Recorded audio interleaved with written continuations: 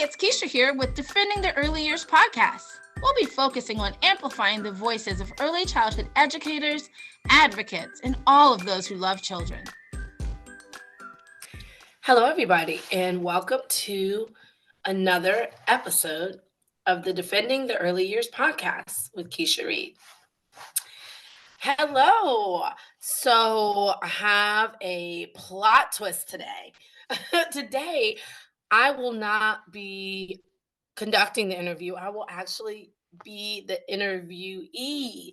And we have our wonderful executive director of DEY, Denisha Jones, and she'll be here getting the dirt on Kisha Reid today. So I hope you guys enjoy this episode and take it away, Denisha. Well, hello, Kisha. Finally, we get you as a guest on the podcast. I'm super excited. Awesome. I know Same you don't here. you don't want to be interviewed, but I just feel like people would love to hear about you, and we wanted to provide them with some news, which some people might be sad about, but we thought it would be great if they hear it from you. So our season 3 of the podcast is going to be on hiatus. Can you tell us a little bit about what's going on with your work and why you're taking a little break from the podcast? Okay. It's a lot.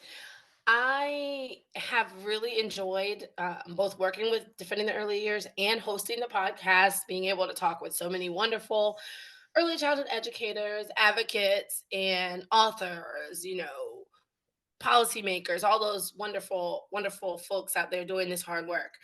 And right now, I just have this calling to really focus inward, focus on the programs that I own and the new program that I just opened, and really ground myself so I can come back and give you guys more. I'm going to be doing lots of things. And one of the major things that I want to get back to doing that I feel like is such a practice that I've gotten a little bit away from is my daily journaling.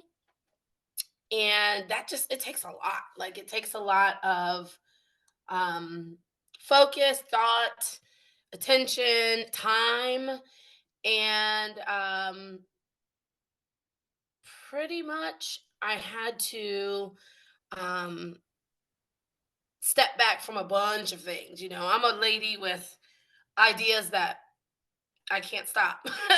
So I had to like pump my brakes for a little bit, take a pause and slow down. The same thing we want for children and families is to really listen to your body, listen to your heart and slow down. So that's what I'm doing right now. On one end, like internally. Externally, I'm working in my new program. So I'm out in nature, I'm at the stream, I'm at the creek, I'm swinging in hammocks, I'm, singing and dancing with children. And it's been wonderful. Since September, I've been working with a smaller group of children in a smaller program that I'm just getting off the ground. And I'm reminded how much of you starting a new program it takes a lot of you. It takes a lot of your time, your energy, your passions. And this is like starting over for me. I know more than I did the first time I started, which makes it even harder because when you know more, you do, when you know better, you do better. So I'm holding myself accountable. And that's where I'm at. That's what I've been up to, and why I am going to take a pause from some of the work that I'm doing outwardly. Although my love for DEY and the work of DEY won't let me completely cut.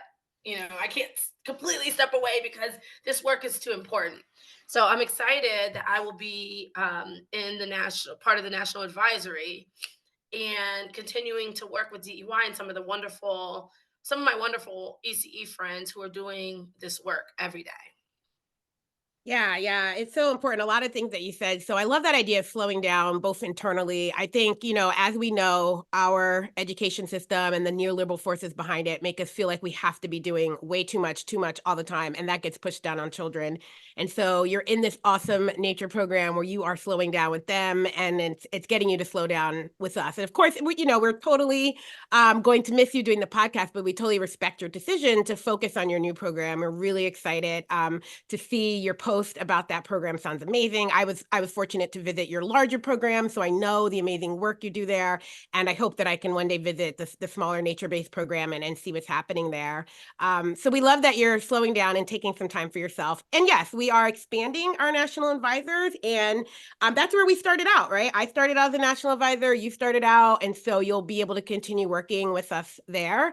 And we think that's really important. And we're calling it a hiatus because we hope that maybe in some time, 6 months, a year, 2 years, you'll be able to come back. We at DEY, the board and I met and we kind of decided what should we do. And there was, talk about replacing you. And we said, no, we're not willing to do that. The podcast was really your idea. You came on in an advisor and we said, what do you want to do? And you said, I used to run a podcast. I want to run a podcast. And yeah, it's the DEY podcast, but it's with Kisha Reid. And we haven't found someone at this point that we think can step in and fill those big shoes. So we're holding it out. It might happen down the line. We might come across someone who's just as fabulous as you and they're in their different roles and are able to take that on. But for now, we're okay with this pause, this hiatus in the podcast because we think it's important to remind everyone that this was your project. This was your idea. And we are so grateful to you and the work that you did. And we're not looking just to replace you with just anyone, right? If it works out down the line, we're happy to consider doing another podcast or something like that with someone else. But for now, it's on pause because it was your baby. So can you tell us a little bit about the difference in your new program? I know because I know you really well, but for the listeners, can you talk about opening up your new program in September and how that differs from your current program and what you're excited about in doing that work? You said a little bit, but if you could say a little bit more, I think that'd be Mhm. great. Actually, I don't know that it's hugely different. The major difference right now is just location and facility in that it's new. It's lower numbers and things like that. But the concept, the idea of discovery goes in both locations. We really I think have a culture. Like there is a discovery way. And the root of that way is humanity, seeing a child as whole, as a human, as a person who deserves respect, a voice, who deserves to be considered, who deserves to be a part of the conversation. And as you grow, you have to continue to reevaluate that. As you add new teachers, you have to continue to reevaluate that and continue to have that strand go through your program. And then we had this huge hiccup that was COVID. And during COVID, we closed for a bit. We ended up doing a lot during COVID. We closed, we moved to an entirely different style of facility. The facility that that program is in now is a program, a space that was built to be preschool. We had never been in a building that had classrooms like that. We had like an old barn or, big open spaces with large groups of mixed age children. That was like part of the discovery way. When we decided to move, we knew that that was going to change somewhat because the building itself didn't lend itself to the same ideas as far as large open space. Instead, we had big but separate classrooms. So I set out to prove that because over the years, many people say, oh, well, we can't do that because we're not in a big barn, or we can't do that because whatever reason. So for me, the challenge was to prove that you can still give children a voice, respect children, have lots of outdoor time, get messy, all of those things in any facility. So that we've done it. We're still doing discovery in a different building. It's not the building, it's not, and sometimes I even think it's not only the people, it is the ideas, it's the beliefs, it's the promise. if you have that, you can continue on, because the children are going to leave and graduate. New children and families are going to come. New teachers are going to come. But you have to keep the belief and the idea alive. And that proved to be tough once we got to COVID. And the reason why is because, the world closed down, school closed. We were away for 4 or 5 months.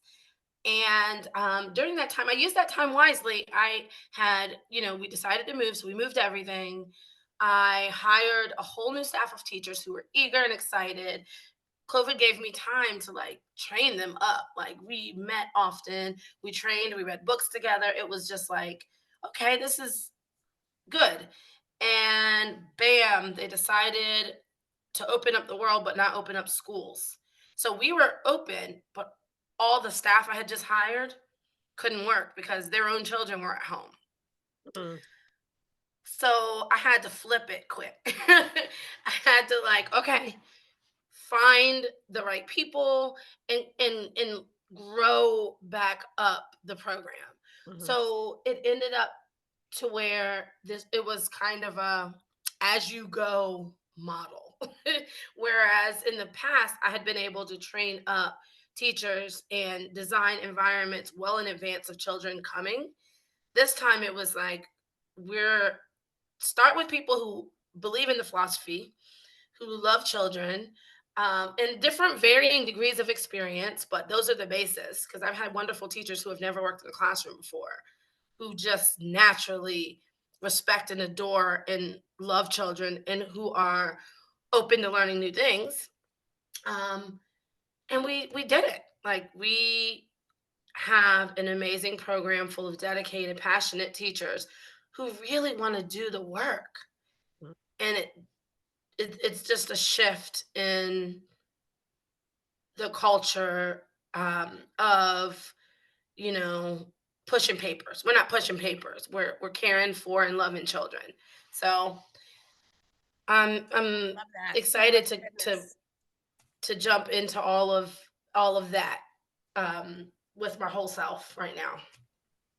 Yeah, like I said, I love that. It's so much, and I was there for a couple days observing, and it was just, I always talk about how that culture there is just what every program needs to have, like the calmness, the peacefulness, the way in which the children are cared for and seen and thought about and empowered really translate into how you feel when you're there as an adult, right? Like, you feel very relaxed. I remember I didn't look up at the clock, which I normally am checking the clock when I'm visiting programs because I'm ready to get out of there. And it was 1 o'clock, and I couldn't believe it because I hadn't thought about it. I hadn't looked at the clock. I hadn't thought about lunch. I wasn't like stressed watching teachers try and manage children. It's very stressful, and I didn't feel that at all there. It wasn't very stressful because the children were free to engage, right? To pursue their thoughts, their passion, what they're interested in, and the teachers were there as support. And that need to control every moment of what they're saying and doing wasn't there. And so the stress of that was gone. It really was a really nice place to be, where I could have spent so many hours and not even once felt the need to be like, is it time to go? And if you're always wondering if it's time to go and you work with children, that's a really Then tough something's day, wrong. right? Yeah. Then something's wrong. Yeah, one of my new teachers at the new school said to me, she said, I just feel like a human here. I just feel like I can just be a person. I'm not putting on a show. I'm not playing a role. I can just be a person. And I loved that, because that's what I want for everybody who's there. Like, I want the adults and children, really, to be thoughtful. Like, I want us to be thoughtful. I want us to be intentional. I want us to care. But I want us to be ourselves. I think part of the reason why so many teachers and adults burn out is because it's tough playing a role all day. Like, if I'm in teacher mode and I'm playing a role all day, I'm outside of myself. So instead of teaching teachers to be outside of themselves, I really want to make sure that I am teaching, like, teachers in a way that the philosophy and the way that we talk to children, the way that we talk with children, and the way that we spend time with children becomes a part of who we are instead of a role that we're playing. And I think there's a big difference between the two. One is really, really draining, and the other one is really, really satisfying. Like it feels good to talk with someone in a way that ignites them to respond, or ignites them to connect, or ignites them to feel great about themselves. And that comes back to the adult versus if I'm like playing a role or reading a script that doesn't feel connected to my soul. And I'm just trying to be one thing that I can go back and do or redo is really taking what I've learned over all the years that I did the first time, and really trying to be even more intentional using the new knowledge with how I lead and how I bring teachers along with me in that work. So I'm really it's good. It's good challenge. I like to be challenged. I like projects. And one of the things that I'm going to be doing more of is I'm going to be doing more writing, like I said before, but I'm also eventually, not rush. I keep telling myself because I'm like, oh, I could do that. I could do this because the new facility I'm in is a wonderful, it's on 300 acres. So the biggest difference is I'm immersed in nature. And I mean, we're there, we're in nature. We still have to hike down to our spot in the forest, but we have our own dedicated spot in the forest that has a beautiful stream running through it, space to do children's garden and put in a shelter and all types of fun things in the forest. Um, and those are projects, like projects, which I love. So I'm slowing down in some ways, but I still get to have, Kisha needs a project, so I still get to have projects. But also I also have that long-term goal of working with teachers more, doing teacher training, bringing more people to discovery so that they can experience what you experienced. And because I'm in a retreat center, there's space for people to sleep.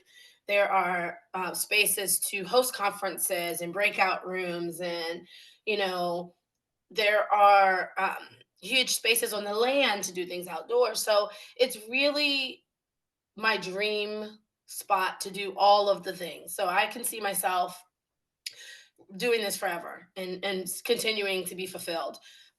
Next year, we started with one room, and our room is small. When I first saw the room, I was like, what? Because in my brain, discovery is this big open space. Mhm. And when I first saw the room, I was just like, that's small. But when I started taking it apart and rebuilding it, I don't know what happened, but the room grew. Like it works, it fits. I love it. The kids love it. It feels like a cozy home. We call it our discovery den because you got to go down the steps to get to it. It just feels like you're in a little secure den. Next year, we're expanding to this room next door, which is going to be our studio space. And I'm excited about that because then the children can really unfold in their artwork. They can, you know, have big 3D dimensional loose part structures. They can have structures that they get to keep, like not the block area type structures, but something that can be connected and joined and saved and worked on over time. They can have an entire clay section that stays a clay area for them to come back to and use. Just it's a perfect space to do that unfolding work of creativity and art. We are also adding some additional children and another teacher. So it's that slow, steady growth because truth be told, I really do miss my big gigantic group of kids running all over the place. I bet you do. When Yeah. yeah, when three kids are sick, this winter's been brutal. When three kids are Mhm. sick, um, it's noticeable. Whereas at the other school, three kids can be sick, and it's like the party still goes on. So Mhm. I'm excited for that. It just to me, it's like adds to the variety and the spice of the program. So I'm looking forward to that. I love all of that. I'm excited about the possibilities of bringing people into your space. I describe it and talk about the time that I spent there, but I think people need to see it, right? Well, at the other space and the location, which had everything you mentioned, right? The nature, the culture, right? The culture was just very Yes. liberating and free, and that's important for people to come see. I think, what I've seen in this work around getting teachers to understand why we want to slow down and let children lead with play, and not even be child centered, but be child driven in the work that we Yes. do, is that, they need to see it sometimes. You have to be there. Like, I went to China and I saw Anji in action and it changed my life, right? You got to Mm-hmm. see some things. I spent 3 days at your school and I'm really adamant that the burnout that we talk about, or, my research has looked at it as a sense of teachers being demoralized Mm-hmm. and disengaged, right? But that doesn't have to be that way if, Yeah. we can, and there's not a lot that teachers can do to change, right? I think this is the hard thing, right? I say all the time, like, there's a lot of issues within education that are beyond our control, right? We don't have the ability to put more investments into early childhood Mm-hmm. and to lower the cost and to do these things, right? But what can we do? Well, we can reclaim our time in the classroom and our approach to working with children to get to a point where it is not as stressful, right? It is not Mm-hmm. as hard, but we have to buy into that, and we have to make that decision that this is what I'm going to do. And right. And I'm sure you're going to get pushback sometimes. I know you've hired staff and they don't agree with you, or you might have parents and Mm-hmm. say, I don't want this for my kids. But Mm-hmm. after time, those people can go on, right? The Yeah. people who come to you and want what you offer are going to be there. The parents who are like, my kid is happy. They love coming Yeah. there. Like, and it's not this forced happiness where they feel like like the kids, I remember one time this boy just walking around, he was bored, is what everyone would have said. He's bored. He's not doing anything, but he just walked around for like 15 minutes outside, kind of mumbling to himself. Like, I had the camera set up and he came by for a little bit and he asked me about the camera and I showed it to him. And then he went back about his business and he would just walk around and kind of mumble to himself. And then he'd get into something with a friend and then he would go back and he was just he was just free. And so I feel like in other programs, he can't be bored. He can't be mumbling. He's got Yeah. to be doing something. And it's that false engagement that we think children Mm-hmm. should be doing all the time. But he was fine, and he would engage in and out when he was ready, but there was Yes. no forceness about it. And I And that remember pause, thinking, yeah, that pause in the middle is kind of like the pause I'm taking. It's that pause to think things through, to reflect on what you've just done yeah, and what you've learned, or something that might have upset you yesterday. Like that internal work that we are not leaving time for children to do. When every minute is planned on paper, even the transitions to the minute. And that's encouraged, by the way, by our yeah, programs that reward teachers. It's encouraged to have every second planned, and you're supposed to be on that plan. I'm not doing that no. because it doesn't leave time for humanity. And can Doesn't I leave say time something for him about to the mumble. transitions? Transitions are the most stressful things I've ever seen in early Mhm. childhood environments. And you Mhm. had eliminated how many classrooms were there when I visited? 4, 5, right? Was it 5. 5 5. classrooms, right? And the Mhm. biggest transition was going inside and outside. And it was not a problem because the Yeah. children went in, out, and they came back in. But like, even going to it wasn't a forced, everybody get up and go to the bathroom right now. It was, Yeah. I need to go to the bathroom. Okay, you can go. I'll go with, right? But it Yeah. wasn't this Yeah. forced. I want to eat. Okay, they would go eat. They didn't even have to say anything. They can go grab their snacks. So these forced transitions where we're making everyone do something at the same time, whether they want to Yes. or not, is one of the Yes. most stressful practices we engage in early childhood education. Mhm. And you remove those. And Yep. that's what I felt like there was no stress. Going inside and outside was not a big deal. Mhm. In the inside, in the classroom, 2 kids went down for a nap in the younger classroom. The kids barricaded themselves. They fell out. We lowered the lights, and the rest of the kids went about their business. And there was I no love how you force. said they barricaded They themselves. did. They put these little. These boys looked at them teachers and said, "We tired." Keisha, they were like, Yes. "We tired. We want a nap right now." There was no go lay down. They were tired. And they were looking like, "We want a nap." You know, when your body's ready. Kids Yep. know when they want a nap, and they put up the mats around them. And the other kids knew what was happening. Those 2 kids go to sleep. The rest of us do not. Mhm. And the rest of the Mhm. kids kept playing. And they even like skirted around the barrier. And they tried not Yeah. to be too loud at the barrier. But no one had to tell them that. No one had to say, "You can't be loud over there. They're sleeping." Or "You can't Mhm. do that. It's making too much noise." They slept and the rest of the kids engaged. And and it was beautiful, right? And so I think that eliminating those stresses is something within our control, but teachers need to see it done and they need to see it. And so I'm hopeful that your vision, your work, you can show more teachers that this is possible, that we Mm-hmm. can reclaim our profession in ways that are within our control. We can really do this in a way that honors children, right? Like I Yeah. think that's super important, that children get to be themselves and so do the teachers. And that Mm-hmm. shared freedom is what makes the place so special and what makes going to work not so terrible. I don't see your teachers in the break room looking for jobs, right? 'Cause they're itching to get out of there and that sort of thing, right? I don't see your teachers really like they were really observant of the children, right? Really Mm-hmm. observing them, but not interfering. I remember Yeah. when we heard some kids, engaging, and I went to look over and you said, "Don't go over there and solve that problem for them." And I'm like, "Oh no, no, no, I won't. I just want to get closer with my researcher hat in here." But it's like this understanding that children have to work things out, and they will. And when they want to come to you for help, you'll be there, but you're not going to try and control everything for Mm-hmm. them, right? And so I'm working on a more gentle way of communicating that. no, I think the way you said it was good because I needed to know like that wasn't my place to go over there Mm-hmm. and interfere. I Mm-hmm. just wanted to get closer to hear what was being Yeah. said. But even my presence can throw it off, right? Like, Yes.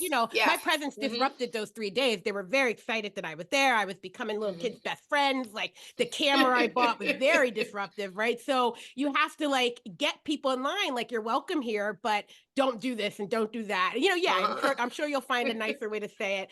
Look up Angie Play, one of our Angie Play fellows at Madison Public Library. Her name is Carissa. She has a really good model where she tells people who are observing, parents are observing their kids, and it's something like, hands down, mouth closed, eyes open, heart open. Like, Mm-hmm. every time you feel the need to say something or stop kids, don't, right? Yeah. Just listen, just watch, just try Or and or be. if you feel the need to like lead the entire experience and decide what they're going to do next and cheer them on the whole time, that is not what we do here. Yeah, yeah, and It's and not what people we do need to here. know and know why. So, well, I love it. I'm super excited. Like I said, I hope to come back. And yeah, I'm Oh really yeah. Next excited. time you come back, there'll be a place for you to sleep. Yes. Oh my goodness. I might never want to leave. Yeah, like the annual retreat that you came to last year. Yes, the play in Paris. Um, Mhm. we'll be able, it is my dream and my vision that we'll be able to do, like, the classroom that I have now has a farmhouse attached to it. Nice. Like, how did this become my reality? Mm. So in my magical vision, that can be where people stay. We have the retreat and they come and experience the children in the place and hike down to the stream with us. So Oh yeah, it'd be yeah. We did awesome. some we did some nature It's funny because I get more and more nature out with the kids and when I visit you in your program. And normally I'm always like bugs, bugs, but you live and lose that with kids and you just like see how like joyful they are in the mud and the Hmm. rain and the nature and the everything. And they're super excited. I mean, we spent hours hunting for what were they looking? Snails, right? Worms. I think Yeah. that was the term Worms. there. The worms, yes. And it was just it's really refreshing to see how that nature as that third teacher, that presence Hmm. really shapes the children's experience. Yeah. And yours too. Like I changed a lot being in Yeah. nature with your kids for those 3 days. I Hmm. really did. And at the retreat, our hikes down to the stream and all of Yes. that were just really, really something that I needed because adults need to spend more time in nature too. Hmm. Yeah. Yes. Appreciate Well, thank you so much for, I guess, being on the show. that. Well, we want to thank you And at DEY too, because the show has been amazing. We're going to be sharing lots of your old episodes. They have just been, awesome. you've talked to so many great people in 2 seasons. You just covered so much. And we have, people, if you didn't listen to an episode, you can listen to them. They're going to stay up on our webpage. They're going to stay up on all the places where you get your podcasts. And we'll be sharing them because your voice and your ability to like bring out people and talk to people about what they do, it's so important. Not everyone has that skill. I hope you know that. And we really I'm appreciate. genuinely fascinated by their work, so that probably Yes, you helps. I just are. And I think that's what's really exciting. You approach it where you very much authentically like are engaged in what they're doing and that Mhm. comes through. And it's not so, oh, who am I talking to next and what am I talking to about? No, it's like I know this person, this is what they do and I want to share what they do with everyone else. And Yeah. so we really appreciate that. Thank you so much. And I enjoyed every single episode. And I feel so lucky to have met you, DEY, and all of the people who have been a guest on the show. It's been wonderful. Awesome. Well, we are announcing, this is our official announcement that season 3 is on a hiatus of the DEY podcast for Kisha Reid. We're giving her some space and some time to slow down, to engage in her work with her program, and to continue doing what she does, which is really advocate for true honoring of children and their childhood and their right to be. And what that work looks like with teachers and parents, right, is super exciting. So we look forward to supporting you in every way. The Play Empowers Retreat, count me in. I want to come spend the night in nature, see the kids, and learn more from the amazing work that you're doing.